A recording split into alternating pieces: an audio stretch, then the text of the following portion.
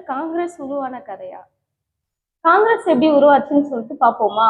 காங்கிரஸ் எப்படி உருவாச்சுன்னா 84ல சென்னையில பிரம்மஞான சபை அப்படின்னு சொல்லிட்டு ஒரு கூட்டம் நடந்திருக்கும். அந்த கூட்டத்துக்கு தாங்க தலைமை தாங்கியவர் ரகுநாதர். இந்த கூட்டத்துல தேசிய அளவுல ஒரு அமைப்பை ஏற்படுத்தணும்னு சொல்லிட்டு முடிவு செஞ்சிருப்பாங்க. அந்த அமைப்பு தாங்க இந்திய தேசிய காங்கிரஸ். இந்த காங்கிரஸோடைய முதல் மாநாட்டை புனேவுல நடக்க இருந்திருக்கும். அங்க காலரா நோய் அதிகமா இருந்ததால பம்பாய்க்கு மாற்றம் செஞ்சிருப்பாங்க. இந்த இந்திய தேசிய காங்கிரஸ் முதல்ல INU அப்படின்னு சொல்லிட்டு இருந்திருக்கும்.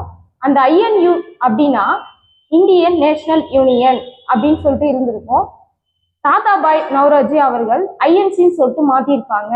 INCனா இந்தியன் நேஷனல் காங்கிரஸ்.